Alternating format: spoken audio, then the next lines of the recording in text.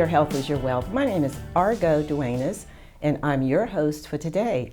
I'm also the owner of Back to Nature Health and Wellness Center, a local holistic center that has served the Baltimore, D.C., Virginia, Eastern Shore area for 30 years. I'm honored to have as my very special guest today, Dr. Ali Goodlow, who is a retired radiologist who studied mindful meditation for 20 years. She's here today to empower us and to share with us how we can use those wonderful tools and techniques to manage stress, anxiety, and depression. Welcome, Dr. Ali, to Your Health is Your Wealth. And thank you for traveling today from DC to be my very special guest today. Well, thank you for having me. And how are you today? I'm great. Wonderful, wonderful. Before we talk about mindful meditation and the wonderful techniques that you have employed for 20 years to help you personally reduce stress and anxiety, tell us something about Dr. Ali, where you come from, your family, and what you're currently doing at the present time. Okay, well, I'm originally from Detroit, Michigan, and my journey towards medicine began after I finished high school at Central High School in Detroit. I left there and attended a community college to do a certificate program for medical office assistant. So while I was doing the medical office assistant certificate program, I was approached by the counselor, and she informed me of another program at Henry Ford Hospital that they had for X-ray technologists, and asked me if I would be interested in attending that program. So I did. I applied and I got in, and that was a 2-year course. From there, I practiced being a technician for about 2 or 3 years, and I got married and had a daughter the next year. But then the marriage didn't work. And so I decided that I would go to college. So I began college at the age 25, and I went to the University of Michigan. And while I was attending school, I discovered that most of my classmates were pre-med. So I said, well, let me try. So I did. After I graduated from University of Michigan, I had a major in psychology. I've always been interested in the mind-body connection. So from University of Michigan, I was accepted into Wayne State Medical School. At what age were you then? At 30. That's 30. Quite impressive. At 30, you're in medical school. Yes. Wow. Yes. And so I did medical school, and then that was 4 years. And on completion, you have to choose where you're going to do general medicine or you're going to specialize in something. And I wanted to do psychiatry because my undergrad major was psychology. And during my senior rotation, I went to a state mental facility. And I was so moved by the patients, that the severity of mental illness. When I came home, I was unable to detach from their stories. So I decided that wouldn't be a good fit, path for me. Right. So I said, well, let me try diagnostic radiology. And so diagnostic radiology is very competitive to get in. Most hospitals have only 1 or 2 seats. And most of my colleagues were kind of discouraging me from trying that because you have a hard time getting in. Most people went into internal medicine or pediatrics or general surgery.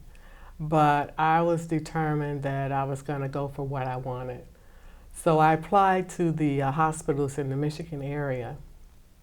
And in medical school, during that time, they have a thing what they call match program. And you put your application into the hospital, and then they decide if they're going to accept you, and if they do, it's called a match.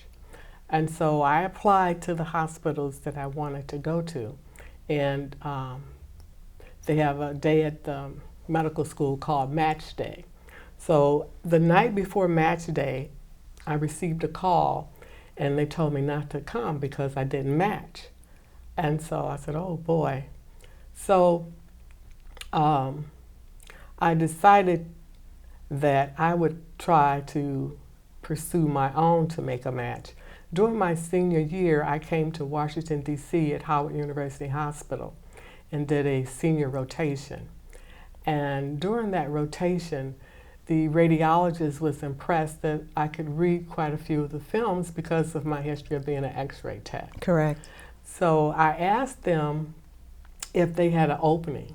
And just by, I won't say luck, but I say divine order, a seat was available. So they invited me to come down, and I did my 4 years of training at Howard University Hospital as a diagnostic radiologist. Okay, what's the difference between a diagnostic and then there's another kind of radiologist? Okay, what's the therapeutic? Radiology is they treat cancer through radiation. Okay. Diagnostic radiologists diagnose. Okay. No treatment. Okay. So from there, what was your first employment as a radiologist? Was it at Howard or? No, when I finished Howard, my first job was with Group Health on Pennsylvania Avenue in D.C. Okay. I worked there for about a year, and then I left and went to Kaiser Permanente. Okay. But Kaiser eventually wound up merging with Group Health. Right. Yeah. Okay. So, Dr. Ali, when did you decide to focus on mind-body wellness?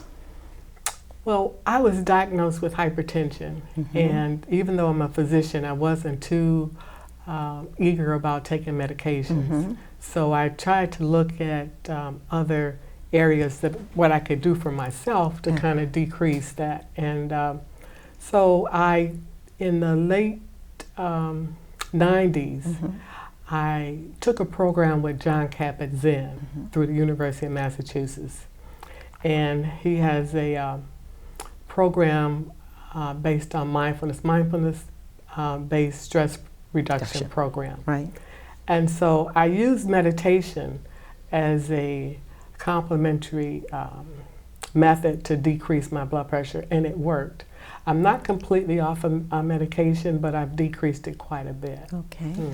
Let's talk somewhat about the stressors in life, because I just made a massive move. You're my dear friend, and I was even telling the videographer, my God, how it was so challenging and so stressful for me. But there are stressors that really can create health problems for us.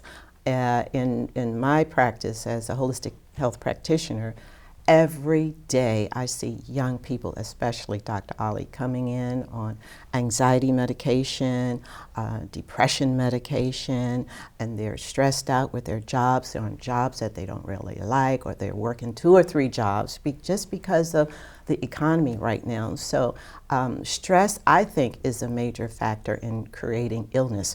But in our conversation, you were saying that we create this stress through our thought processes. Now, I know that many years you have really worked with your stress reduction program. You've gone to New Mexico, you've traveled, and you've helped a lot of people manage their stress with the mind.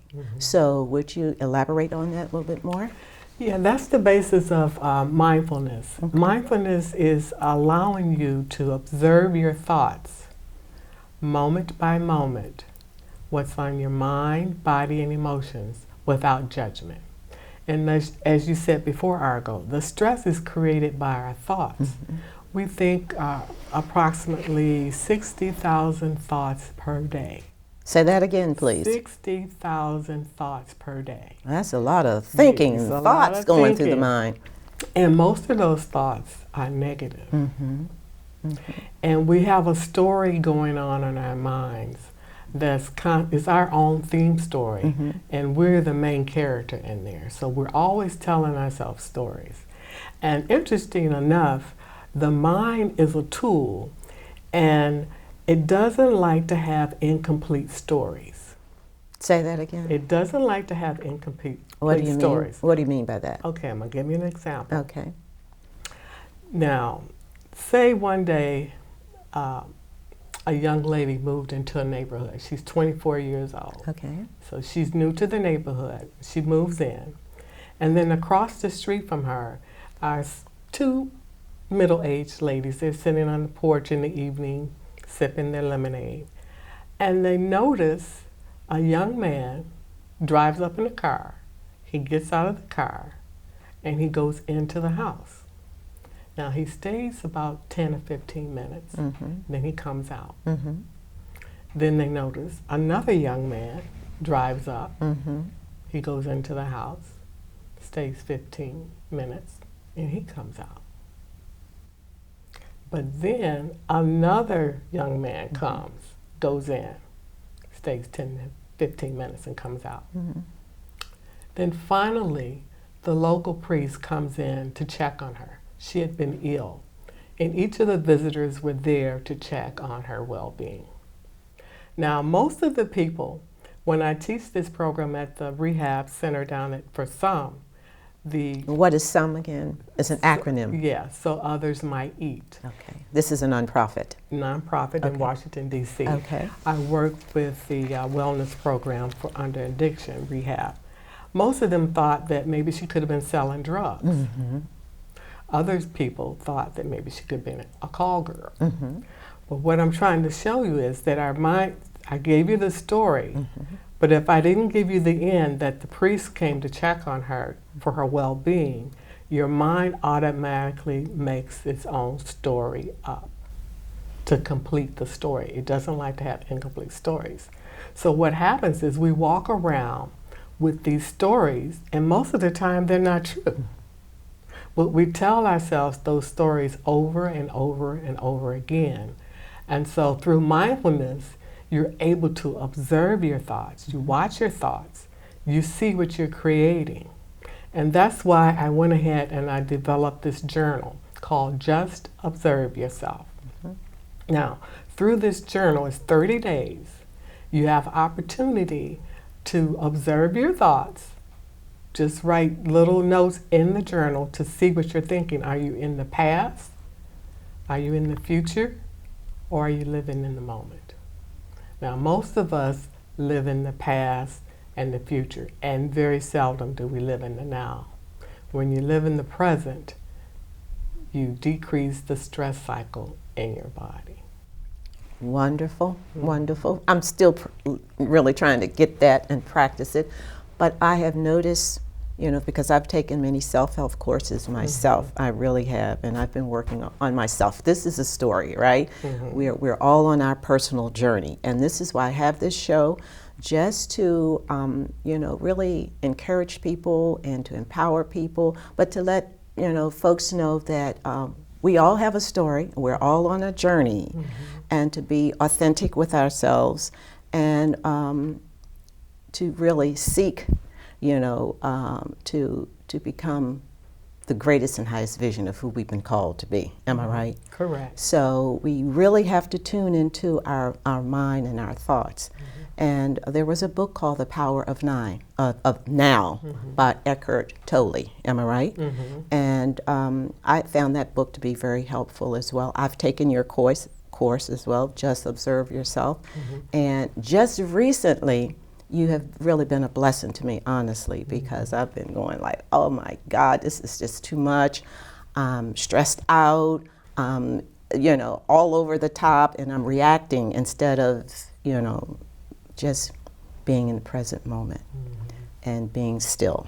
So meditation really is a very powerful tool to allow us to stay in the present moment. And right now, I'm in the present moment with you. Great. So tell us about the origin of mindfulness and where that practice came from, and how you were able to bridge Eastern medicine with Western medicine at Kaiser. Yes, well, mindfulness originated thousands and thousands of years ago, and it was brought up firstly in Buddhism. And through John Kabat-Zinn, through University of Massachusetts, he developed a program, the mindfulness-based stress reduction program, and that's how it started to infiltrate through the U.S. and even over in Europe.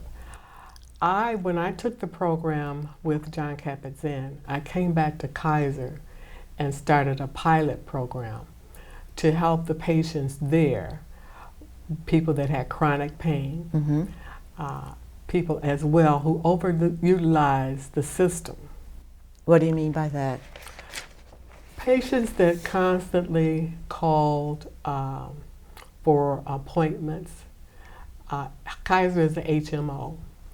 And so they were some patients that tend to call a lot.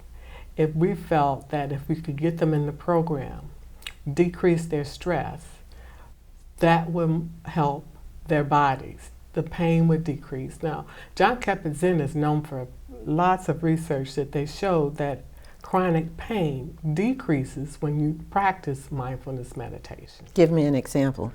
Okay, well, what happens, let's kind of switch over to the neuroscience of it. Right. Okay. What happens in the body, in the brain, when you have a pain, say you have a pain in your knee, and you tell yourself that pain hurts, well, the neural tracts are going to send energy to increase that pain. Now, with mindfulness, we teach you not to say it hurts. You're not denying that the pain is there, but we want you to observe the pain. You say, is it tingling? Is it moving? Is it cramping? By changing the tracks in your brain, you're decreasing the pain receptors in that area. And so by doing that, you decrease the pain in your body. You literally are increasing the gray matter in your brain by creating new tracks with new thoughts. Wow. So there's a saying, you can use your mind to change your brain for the better. Just with thinking and changing your thought patterns. By thinking new thoughts. New thoughts. Out of those 60,000 thoughts, we're usually thinking the same thoughts over and over again. And the same thing happens with the chronic pain. So if you have chronic pain, you're going to be saying it hurts, it hurts, it hurts. So the mind is causing more tracks to go, is making those tracks deeper and deeper. I give an example, like you're on the ocean and you have footprints in the sand, and the water comes up and it falls in the sand. Same tracks, yes. Yeah, and so each time that water comes, it goes into the sand, it makes it deeper and deeper. Each time we think the same thoughts, we're making those tracks deeper and deeper. Wow. So if you can change the track or make a new track, you're going to decrease the sensation to that area that's causing the pain receptors. Wow, is that new science or? No, it's been out for quite a few years, at least about 20 years or so. So creating new thoughts patterns. It's called neuroplasticity. Okay, neuroplasticity. Right. Creating new tracks in the brain. Wow. Okay. So in other words, whatever we focus on expands. For layman's, if we focus on the pain, it's going to expand because we're thinking about the pain and we're affirming that it's painful. Right. It's not so much expanding, but you're just creating the tracks, the energy to create the same thing over and over again. Wow. And that's how mindfulness comes in, because it makes you aware of your thoughts. Okay. Instead of telling yourself it hurts, you stop that story and create a new story. Okay. That, not that it hurts, but it's there. So you say to practice it, just observing yourself and your thought patterns without judgment. Exactly. Okay. So what are some of the health benefits then of these techniques? Well, there are many. The most important ones, the ones I like, is that over time they decrease anxiety, they decrease stress, they improve hypertension, and they increase mood and memory. Now, over in England, mindfulness is used as a post-treatment after you've been treated for depression. They don't necessarily put you on medication. They put you into a mindfulness meditation program. In Europe? In Europe. And this is integrated into their medical system? Yes, it is. Wow. Yes. Okay. Because when you practice mindfulness meditation, the neuroscience of it, the area in your brain called the amygdala, is associated with stress, anxiety, and fear. And the other part, the prefrontal portion of your brain, is which we call is the executive director. That's where you make decisions. When you practice mindfulness meditation, the amygdala decreases in size. And so that's the area where fear, anxiety, and stress resides. Wow. And so then, if you do it over time, that's at least 8 weeks, 30 minutes a day, that area of your brain literally decreases. The amygdala. The amygdala. Okay. And so, therefore, you're less stressed.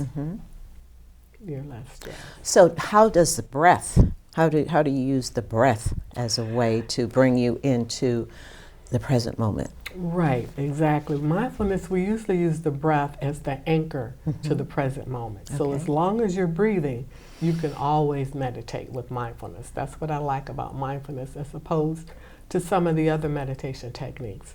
There are informal ways you can meditate and formal ways. Now, informal way of meditating, because remember, mindfulness is moment to moment, self-awareness on your mind, body, and emotions without judgment. So you can just, when you drink water, you pick up the cup, you feel the cup, the water comes to your lips, you feel the warmth or the cold of the solution, you feel it how it goes into your mouth. Each of those things are keeping you in the moment. Now that's an informal way. So you're drinking throughout the day. So you always have a time of what I call a joy moment. Just observe yourself. By doing that, you're stopping the stress cycle in your brain because your brain is constantly thinking thoughts.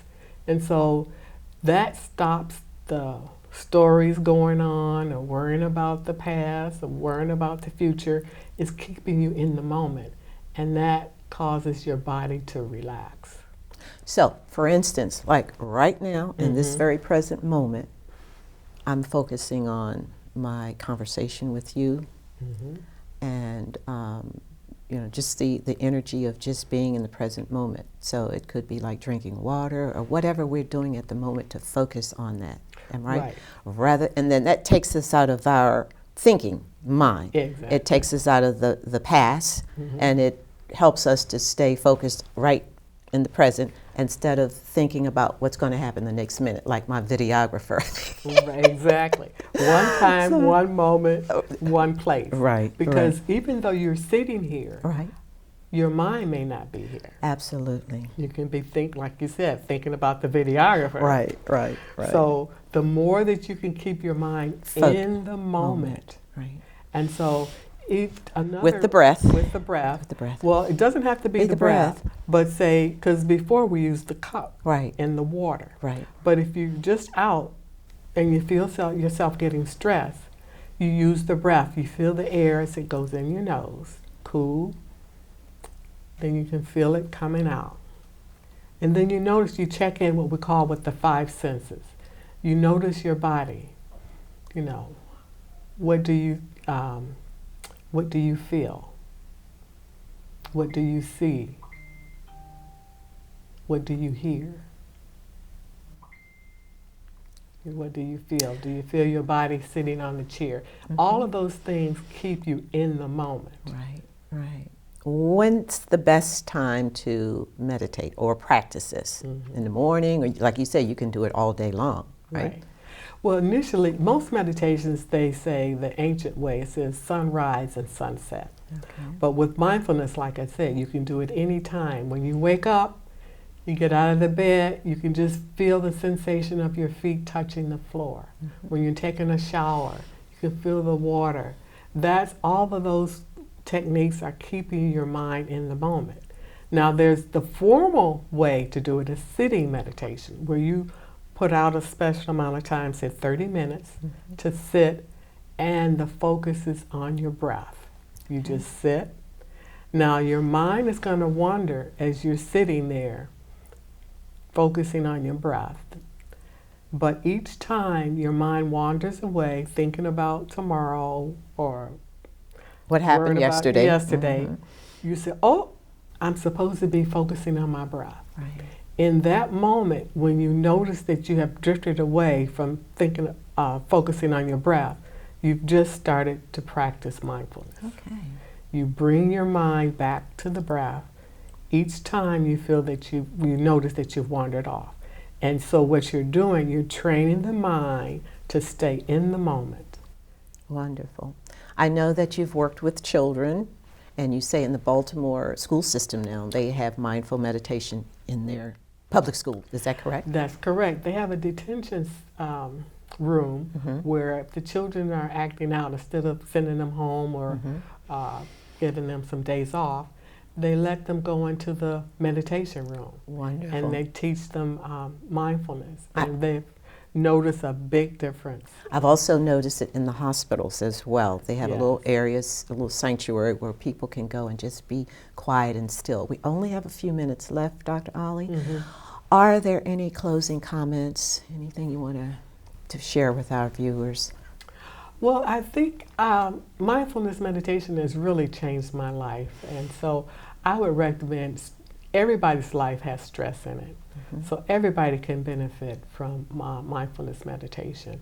I would say to try to see if they can find a program that could help them out.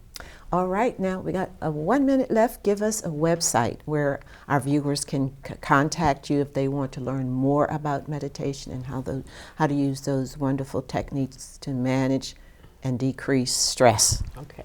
They can go to justobserveyourself.com. Okay. Once again? Justobserveyourself.com. Just observe yourself.